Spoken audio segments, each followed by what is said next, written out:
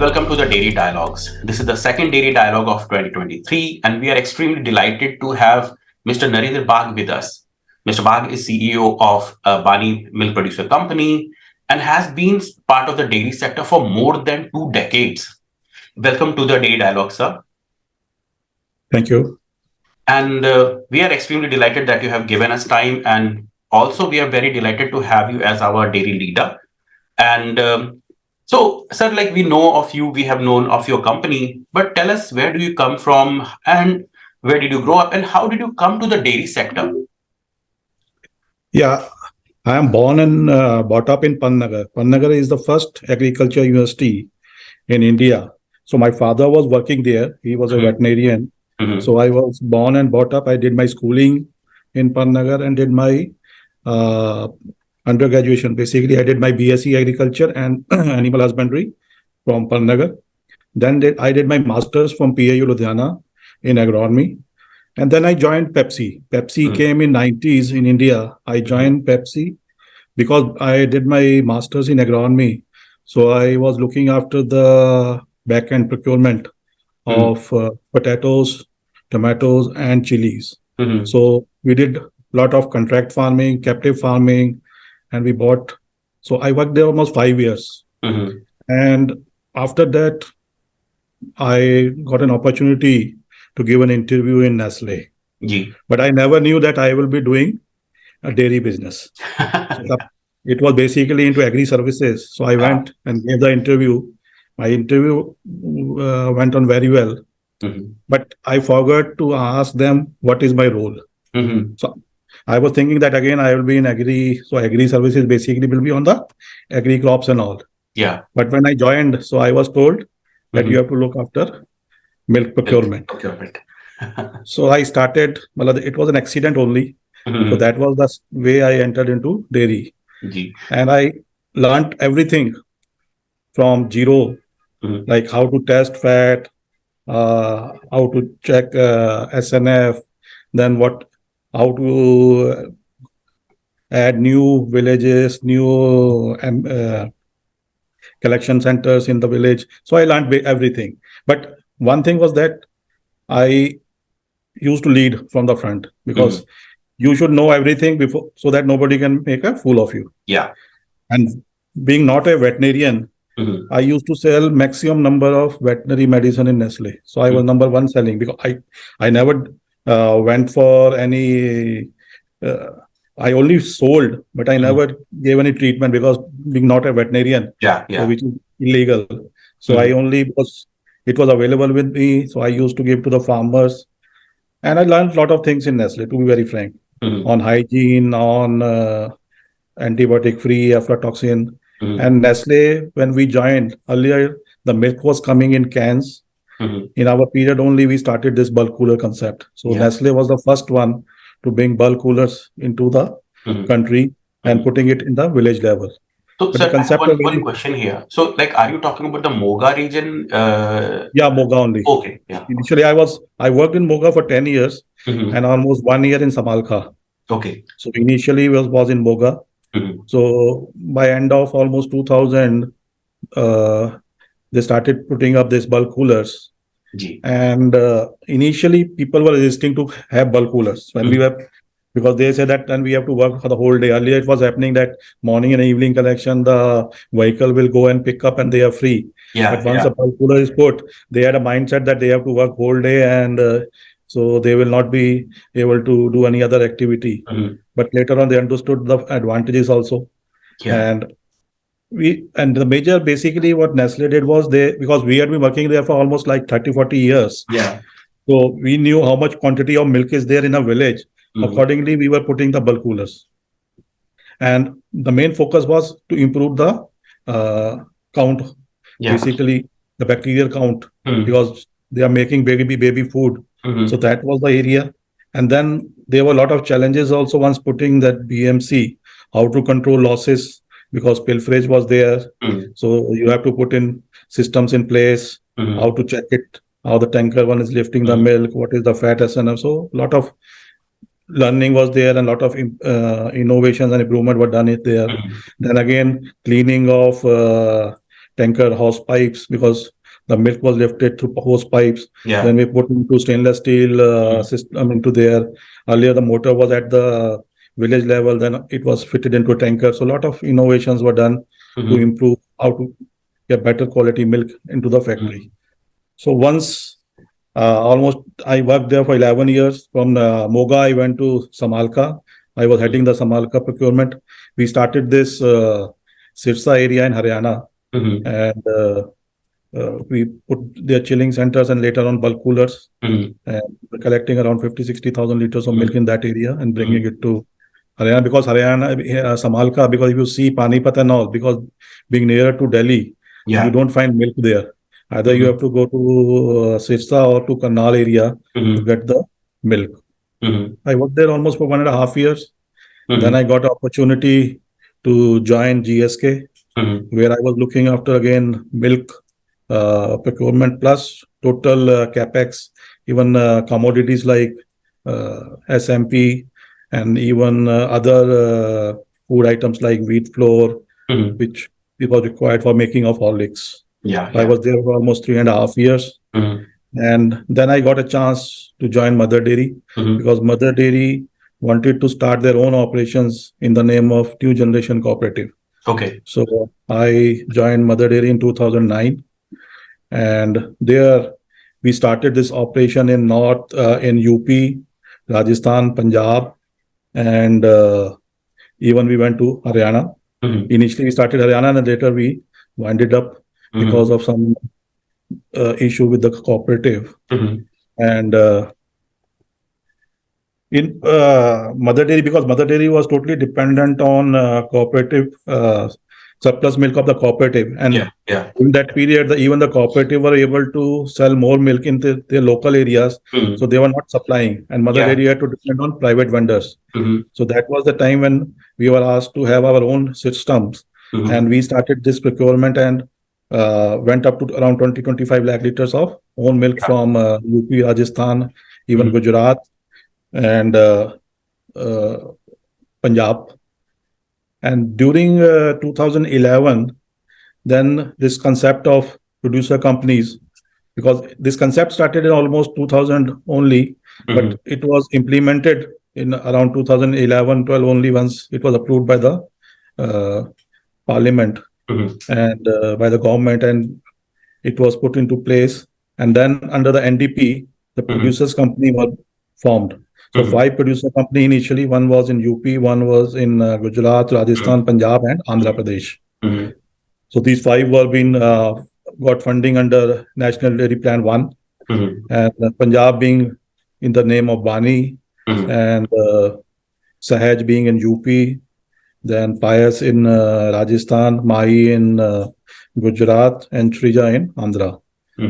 So during that tenure, when this project was being made, I was also working with the NDDB for this project for implementation of producer company. And in 2000, initially 2012, 12-13, 11-12, this Mahi and Pius were formed. And in 2014, the rest 3 were formed. First was Shrija, then Baani, and the last was Sahaj. We got incorporated in August, and our operations in Punjab started in November 6th, 2014. And I joined in October in Baani. So I was the first employee of Baani, being as chief executive, and still working in Baani for the last 8 years. And a lot of people I have who are with me from the day one. So we have seen all ups and downs. But one thing is good in producer company, the interference of government is zero almost. Actually, this actually brings us to the I'll tell you one. I find a correlation between you and me. So I also come from Uttarakhand. I do not, and one of the universities that I wanted to go to was the Pantnagar University. But unfortunately, I could not get there. But I started my career with Nestle. And this is where I also learned about milk, and that had also propelled me to the dairy sector. So these are the 2 connections that I see between you and me. So the next question, because you have just talked about like how the initiation of the producer companies. So, my actually, and you being one of the best person to ask this question, what is the difference between a normal cooperative and a producer company? What is the difference between both the organizations? Basically, in a producer company, it comes under the Central Act, and whereas the cooperative comes under the State Act, State Cooperative Act.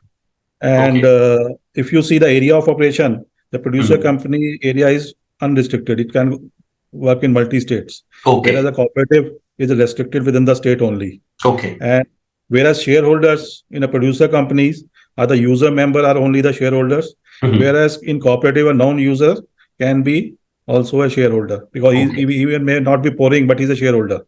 Whereas in producer company, if a person is not pouring, we give him a letter and he has to reply us. And if we find his reply not as per our we can cancel his membership. So this is one advantage in that. And then voting right is again one member, one vote. It is same again in both cooperative also. But in our system, there is active member. So because there is a legislation which is explicit to the member, and he can be removed also. Whereas in cooperative, there is no provision of active members. So if once he becomes a member, it continues whether he's giving or not giving. And in our system, the audit is being done by chartered accountants. Whereas in government, it is done by the cooperative, the registrar of the state. He does the audit, and often the audits are also delayed. But we are in our system every year we are doing audit. Like in our system, we got an internal audit as ENY, and external is Bilamuria. And again, then there is no government nominee in our board, where we have got expert directors, but in cooperative, there is a government nominee. This is basically one of the major differences between a cooperative and a producer company. So technically, if I understand correctly, so a producer company sits somewhere between like the model of a cooperative and a private company. Yeah. So if you want to see the difference between a company and a producer company, there's also that here only the producer are members and shareholders. Whereas in a company, anyone can buy and become a shareholder. And producer company is owned by the shareholders, whereas other companies owned by investors. And one member, one voting. There it depends on the shareholding. And again, no trading of share is permitted in producer company, but the member can sell his share to the other member only. Other members, whereas other companies you can sell it. Similarly, we give a limited dividend, but in other companies there's no limit on the dividend. And then patronage base venture is this, where it is capital base. So this is the difference between a company and a. So you see what good points from cooperative and what are good points from a company have been taken. Producer company is being formed. That's what I said. Like you're sitting in between the cozy place, like where, exactly. So actually, one thing that you mentioned, sir, like when while your tenure at Nestle, was the mindset change. How because like you're still part of dairy, and we still figure out that like there are challenges, and most of the one of the biggest challenge that we face within dairy is the mindset change of how either it's the pourer, it's the farmer, is it like it could be like anyone or someone within the team. Like how do you think? How difficult you find these challenges, and how do you go about it? Like how do you change the mindset? See, one thing is very clear. You need to be honest and committed. I had a very clear. If I give time and I have to visit a village, I ensure that I reach in time, and whatever I say or what I commit, I ensure it happens. Because you should not make a fool of a farmer. Because one time or two time he will agree, and third time he will never have faith on you. So that is very important. Whatever you can commit, only agree to that only. If you can't commit, don't agree. Tell him very clearly that it is not possible, or I have to get approval from my bosses. So it is very clear. So what happens is a lot of people go into field and they make commitments but not able to deliver. So deliverers are very important. And once you do this, the farmer have faith. Farmer is not that difficult to handle unless until you are faithful and honest with him. Very true. Very What's true. actually happening is farmers are being fooled by a lot of people. If you see, from starting from banks, from even this people selling pesticide, fertilizer, or selling tractors and all, and he get trapped into it. So we are the one who are actually buying from him. All others are selling to him. So if you see, we are buying milk from him, and all other who are interacting with the farmers are only selling their products or their concept. So we are the one who are buying and giving him the money. That is So true. that is one advantage for us also. Yeah. Isme, like one point that I also had, because I come from Uttar Pradesh, yeah. So we had like situations where milk was procured, be it private, be it cooperative. A lot of time breach of trust happens, as you already mentioned. Yeah, like some people procured milk, but they did not pay it on time. So this is where the breach of trust happened, and that also hindered some of the time. Like farmers stopped pouring to anyone. See what happened. Like if what you see in the producer company, what we have done is that we are not giving the money to the middleman. So our payment is going to the individual account of the farmer. So we are ensuring, like for last 8 years in Baani, we are ensured that 2, 12, and 22. So after 10 days, we are doing a payment into the account. Now, recently when the RBI is given that you can even pay on Sundays. So last Sunday, we have given the payment in the farmer account only. So we ensure it that we follow it very strictly. And this is very important, because what is happening if the money is going to the person who is collecting the milk, he usually do not give the full payment. Suppose the payment is like 110 rupees, yeah, 510 rupees. He will only give 510, he will not give.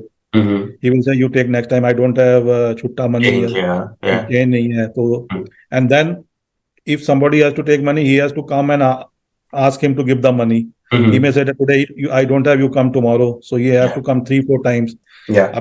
Once you are giving into the bank, now what has happened in our system is the bank is now going to the farmer for loans.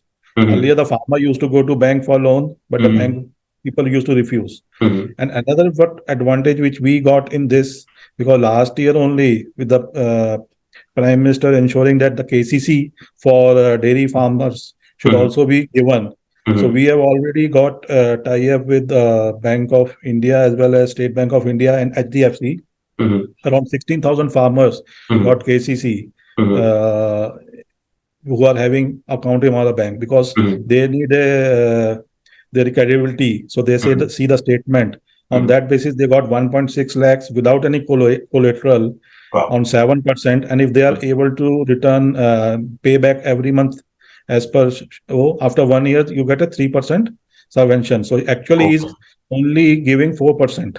So that is a very good advantage for the farmer, because earlier they were taking money from a middleman, and they at a 2% per month, or used to come to 24%. So that advantage has helped us also in retaining and the farmers. So this is one area where, and second thing is like in each village, what the testing is done in front of the farmer. We have got we are investing 1.5 lakh liters, 1.5 lakhs. There is a lactose scan is there. So his fat, SNF, his quantity, his value will be displayed, as well as immediately, because we are working on ERP SAP. So that, and it is being linked with the mobile setup. So that message come to us and immediately goes into his app. We have given an app to each mobile to the farmer. So he can see the quantity amount immediately. That level of transparency we have brought into a system, because that is very important. Because if farmer loses faith, I agree with you that he will never come back. So that is one area where we ensure that transparency. Then we have got our own grievance handling system, where if he complains within 24 hours, we are rectifying it. We are ensuring he is getting the satisfactory answer. So these lot of things what we learned in last 20 years have implemented into our this new producer company concept. Yeah, this is so interesting, because now I have a I was just thinking about this question. Now you have worked with companies which were very well struck, like set up. They had like robust milk procurement, and now you started working with a company that you said you were the first employee. So technically, you would have to go and tell people what Baani is and why should some farmer pour to you. Yeah, and maybe they might have been pouring to some other company as well.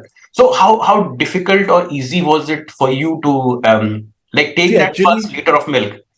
See, actually, what happened was we were operating under the NGC operation in Punjab. Okay. So we had taken over those around 550 villages. Okay. Then added another 700. But the major problem initially was like, because we were asking them, we will deduct 1 rupee per liter. So that was a new concept. Asking somebody to pay 1 rupee per liter, which they never thought of. So that was a one very initially we had a lot of people left also due to that. They don't want to become a member by paying money. But later on, when they understood that they will get dividend and all, like somebody has given 500 rupees in these 8 years, he has already got more than 4,000 back. Still 500 is with us, and whenever he want to leave, he will get his 500 back. Yeah. So now we don't have any problem in that. But initially, when we started, it was a big issue for us. Then we started telling them we will take 100 rupees initially and then deduct from your milk payment. But now, over a period, now we have that gained that confidence. Now we upfront take 500 rupees as a for 5 share plus like 100 rupees is a fees from a male and 50 rupees from female. So we take 600 from a male member and 550 from a female, because we have given a 50 rupees discount for a female member. So when we started this operation, we had only 10% of women members. Today we have 42% of women members who are pouring milk to us, and their payment is going into their individual bank account. So that is a big achievement for us. And we have a target to at least have 50% of women. And even our chairperson in the board, she is a woman, and we have got 5 women directors into our board. Wow. So we have a focus, because woman is working in the village, in the dairy. More than 70% of work she is doing. Only the male one is going and just delivering the milk at the cooling point, and then collecting the milk and enjoying the payment. So this is one area which we found we should focus on more women members. So which helped us. And they even save also. You see, women are much more. They save money compared to males. Yeah. Because I remember from my time from Nestle, because I was in the sales for Nestle, and I was selling in the Eastern UP, and I was selling the infant formulas. But all the product was being produced in Moga and Samalkha. So we used to be told that like how Nestle is going into villages, how they are helping the farmers to raise better cattle, or they're training them onto the cattle management and farm management. So I can imagine like Punjab was pretty ahead, because I could just imagine like the situation in UP, and I could just imagine the situation that was in Punjab. And that is also evident from data. Punjab has been pretty ahead of other regions, specifically all the eastern regions. So now when you are working in a state that is pretty forward, like that is pretty advanced with the dairy farming, like you have a larger herd sizes, and it has also been a very predominant playing ground for big companies as well. How difficult or easy is it now to go and procure an extra liter of milk? See, it is all depending on how you are operating in a system. Like today, for us, it is the only advantage that we are one of them who pay directly into the bank account. Yeah. Others are not paying still. Very few are paying. Yeah. But not every farmer is getting into that account. So for us to get, and we are more focusing on small farmers. And what we do is on animal nutrition side also, we are providing our own cattle feed and mineral mixture. And we are more focused on preventive rather than post. So what we are doing, like the biggest problem is mastitis. So we go for a preventive, like we do CMT, California mastitis test. So that is a preventive. So initially, if we are able to detect, so that mastitis stage that never comes. And if you see the cost, it is hardly 1 rupee to test it, and then your treatment cost is hardly 60 to 70 rupees. Whereas if his one or the other gets damaged due to mastitis, he has to spend anything between 3,000 to 5,000 rupees. Yeah. And the chances again are that it may recover or it may not recover. And you're also losing the milk. And you are losing the milk, and even the farmer is also, he doesn't feel good also. that feel good factor is also not there, Yeah. because he also loses that animal also. The cost of his selling that animal goes down. So our main focus is on. Then we are doing some ethno-veterinary treatment, which NDDB has suggested and in their support. So we have for mastitis treatment also there is a ethno-veterinary treatment. Then there are other around major diseases have. So you are avoiding antibiotics. So that helps to improve the better quality of milk. Then we are also focusing on aflatoxin. So from the cattle feed, what we are giving, our aflatoxin contents are very low. And we even go and give training to the farmer how to avoid all these things, how to keep the your grains and all, so that they does not get contaminated. So being Punjab, I agree with totally that Punjab, the farmers are very progressive. But the advantage is that Punjab farmers, they want to learn. And because a lot of them, their family members have gone out. So they get even the updates what the Western countries like Canada, US is doing. So they get that update also, that they are now today. If you see, Punjab is number one on silage. Today, this year, I saw that at least every 20 kilometer, 30 kilometers, somebody is packing this silage. So people, because this time the cattle feed was very expensive. So today, if you buy silage, 6 rupees or 550 to 6 rupees per kg is much cheaper than if you pay 30 rupees a kg of cattle feed. So here you find that advantage, but you have to yourself also get updated to the latest knowledge. If you don't update, then they will not listen to you. Then they will say that he has just come only, and once or two, once they will listen you, next time they will not even meet you. That factor is also here. So these farmers are so progressive. So you have to update your knowledge level also accordingly. That is so true. That is so true. So, Abhi, what do you see? What is the status of milk production? I would not just talk about Punjab, because when I see Punjab, I also see Haryana and I also see Himachal, because milk moves between these three states. Basically, this year we all have suffered. You also know that due to lumpy skin disease. So this has majorly impacted our cows, and there are deaths huge in numbers. The figure given by the government still is a question mark. But actually, with the cows which have survived, there also has been impacted. The milk quantity has gone down by almost 50%. Wow. So that's why whatever you see that this year the crisis is there, the milk demand is more, and availability is less. But if you see in Punjab, people are more shifting towards this large farms. People are now, because people have money and they are willing to buy cows and and even with these large farms, they are selling animals to other state also. So they're doing now breeding activity also. So they are making double money through milk as well as breeding also. So there's a good concept which has come up in the small farmer side.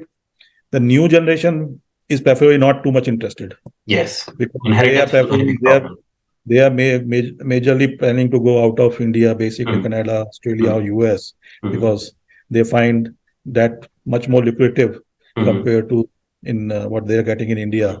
So that is one area of concern. But because it's their daily requirement is there, so it will continue. But large farms will come more and more. More, I think compared to Haryana is more. If you see the belt towards Delhi, they are more into. Rohtak is in buffalo milk only, because that area they prefer buffalo milk because it gets better remuneration in Delhi and all. Cities. So compared to cow, so you will find more buffaloes in Haryana. But the problem is again buffalo is that it gives milk only for 6 months, and 6 months it dry. So that ratio gets spoiled. But Haryana has done much more on buffalo breeding compared to all other states. If you see, people prefer to buy buffalo only from Haryana. Whereas Himachal is concerned, it's now this new CM, he's putting more focus on dairy, because he sees that dairy is one area where people can increase their income. So he is focusing on that. And I think Himachal will also grow much better. Yeah. And with this producer company concept coming and a lot of emphasis being given by the even the central government, all states are now focusing on dairy, because dairy is one thing where if you have to doubling the income, dairy has to be there, Yeah. because through agriculture you cannot double it. Dairy Yeah. is one thing which can help in doubling the income. Yeah. Yeah. I think like so yeah, like there are two things. And I that completely resonates with what you said. One is specifically talking about Punjab. I also see that as like people, like inheritance is a very big problem. That is also in like very big problem here in Europe, or we go to America or any other countries. That young generation is not ready to do that chore. Yeah, getting six Yeah. up at 6 a.m. or 5 a.m. and then milking the cows and moving the cow. And so this is where the inheritance is not happening. So maybe father did it, like, and he did an exceptionally good farm, but his son or daughter is not ready to take up those farms. So in this way, like what we see, like consolidation of farms would happen. So all these people who would leave their farms, like, but maybe the person in the neighborhood or the farm, the person who's still willing to do the farming, he is going to take up those farms. So, and this is where Punjab, I personally see Punjab is far ahead of like rest of India. So like when we talk about average farm size in India, people talk about 2.5 or 3 cows. I think like Punjab is already on a verge of like 10 to 15 cows of a farm Yeah. on an average farm size. And also, like you have already mentioned about the Murra belt being here in Haryana. And of course, Himachal is like relatively small when it comes to dairy, but I personally also see that with the ability to produce more milk, the state would be able to do something better, because it can also push milk upwards towards north, towards Jammu and Kashmir and Ladakh. So, like we have already talked about your earlier days. We have talked about how you got introduced to dairy. We have also talked about now the like current status of like milk production in Punjab, Haryana, and Himachal. What is your like? What do you see in the coming 10 years? Like, what would be the status of milk production in Punjab? Specifically, let's talk about Punjab. What would be the status there, and what kind See, of Punjab will challenges do be, I you think, see in the coming time? Punjab will be more into cow milk only. Hmm. The way we are seeing, because the you will see more into like large farms Hmm. compared to the smaller ones. Even smaller ones may get together into a bigger Mhm. farm, Mhm. and the more technology upgradation will come into Punjab, because people are more tech savvy. Mhm. See, because they prefer that rather than because labor cost is much higher, Mhm. because we don't find labor, because we are getting people coming from Bihar and UP Very only valuable today. point. Yeah, yeah. So that is one area of concern. Mhm. So they are more, we have to be more into technological upgradation. Yeah. Like today, what we have got milking machine, and even and what the advantage is that lot of Punjabis are in outside. Like if you see Italy, all Mhm. the dairy farms being handled by Punjabis only. Punjabi community. Yeah. If they leave Italy, so Italy will you will not get a mozzarella cheese in Italy. Muslims. Yeah. So Yeah. they come Mhm. to in back to India. They Mhm. give a lot of innovations. Yeah. Yeah. So that, and one machine come to Punjab from outside, Mhm. it will take only 6 months to get assembled Fabricated. Yeah. in Punjab. Yeah. So our people are very much Yeah. Yeah. Yeah. trained in making it. So Mhm. that has to be there. And then silage. See, slowly and slowly, TMR and silage will be the Yeah. game player in Punjab. Mhm. Mhm. People will not go in for cattle feed and all, but they will go for TMR, Yeah. total mixed ration. This will Mhm. help in because reduction in cost is very important, because you Yeah. can't every time give high price. So you Mhm. have to you have it is a competitive Mhm. market, so you have to reduce the cost. So for Yeah. that, more focus will be done. Mhm. And now even the government is also seeing it, that Mhm. dairy has to be one of the major threshold. Yeah. So focus is being now on this also. Mhm. Even a lot of subsidy on milking machine and other being given, and Yeah. even the central government is also now focusing more, because dairy is something which is 365 days. Mhm. Any other crop is only seasonal. Yeah. And even like you have to bring more producer companies into the system, Yeah. so that organized sector has to be more focused now, Mhm. Yeah. because it has to come into the milk has to come into organized sector, Yeah. because that Yeah. is the way the farmer will get better Mhm. pricing. So that Yeah. is, but one thing what I am saying is that all of late these multinationals, they are coming out of back end. So they prefer that somebody provide them the milk. But one thing is very important, they want traceability. Like we are in touch with Hindustan Lever and ITC also. And because of our traceability, they prefer to have an agreement with us for 100% supplies to them.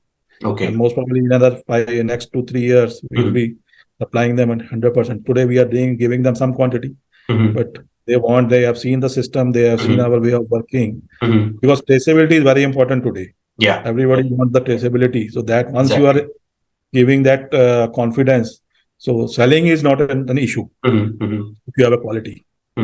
And then if we are able to buy, then the farmers are willing to even produce also. They get a remunerative price, but then I don't think you will have an issue. You can even see in UP now the way the organized sector like Amul and other have gone into.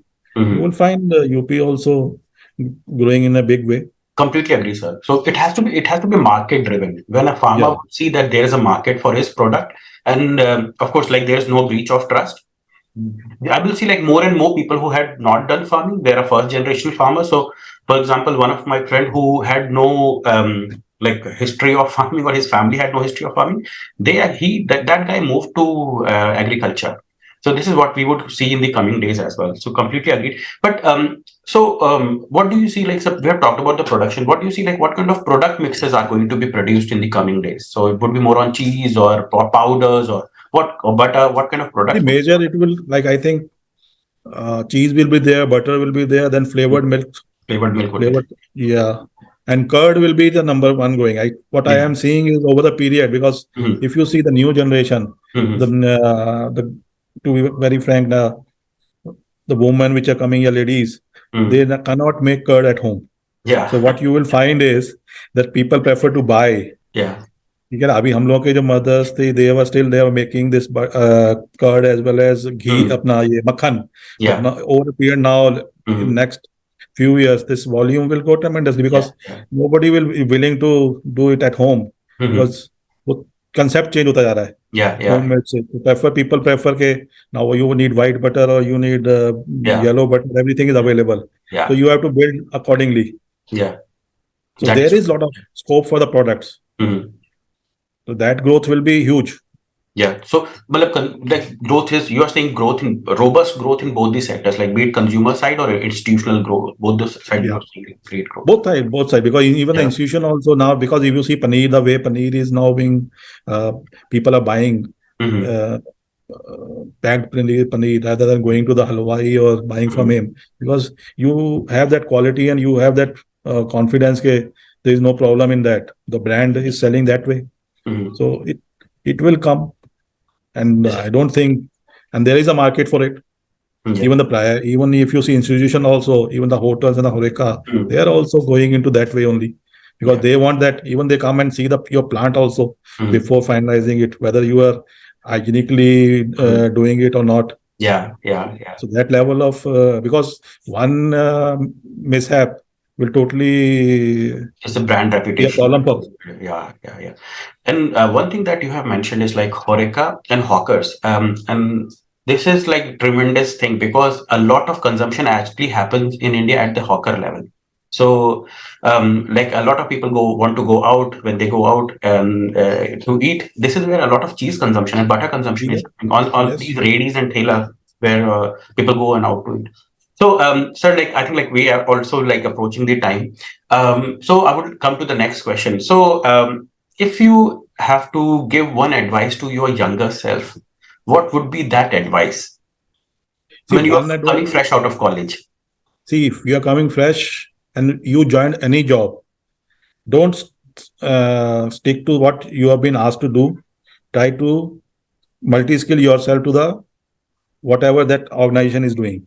Try to learn it, because then only you can grow.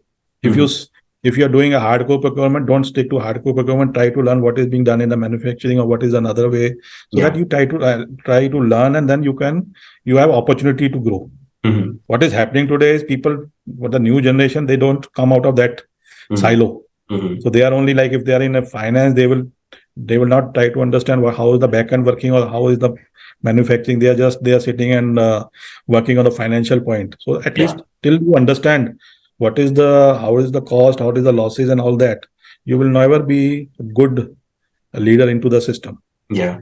So then you are more into a data analytic only, but you are not able to understand why it is happening and how we can further reduce it. Yeah. So that is very important. So this is one area which I think the new generation has to go and understand and try to, because there may be people negative into the system, but you have to come out, you have to live with them also.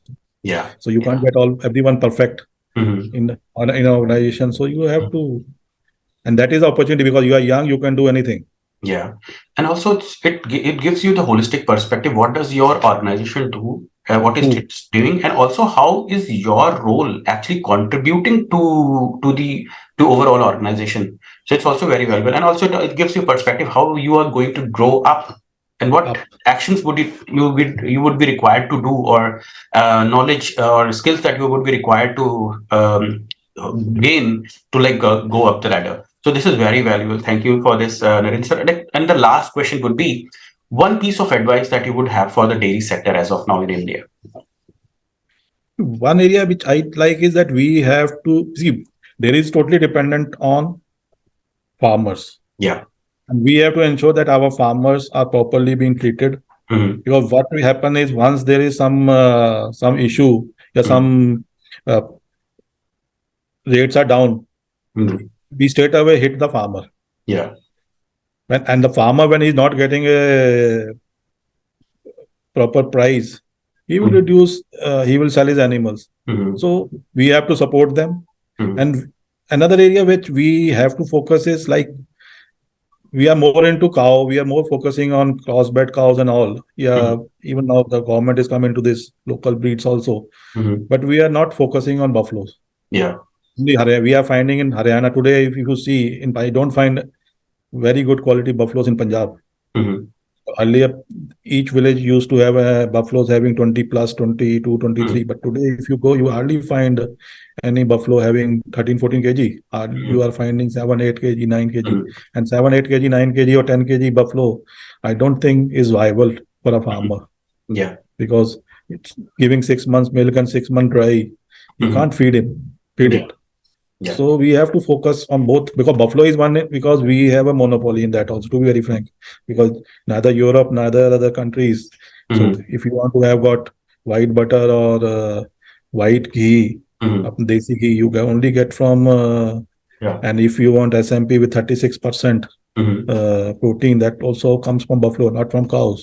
Yeah. So that area we have to ensure that buffaloes are proper being maintained, and more genetic potential has to be of that. And I must acknowledge you for this, because what we have found, sir, like India is surplus is fat. So you see most of the exports happening out of India is basically butter. So technically we are rich with butter. To ensure that this richness is ensured within the country, we need to focus on the buffaloes as well. So this is very well put. And we are short with proteins, so that's why we are importing whey and other kind of products. Yeah. So I think this is really valuable, sir. Thanks a lot for your time, and we are really delighted to have you join us again for the Dairy Dialogue. And I also wish that we would be coming back for a similar dialogue, let's say in 6 months, to see how 2023 is going and what would be your perspective for 2024. So thanks a lot for your time, and thanks for joining us in the dialogue here. Thank you very much. Thank you.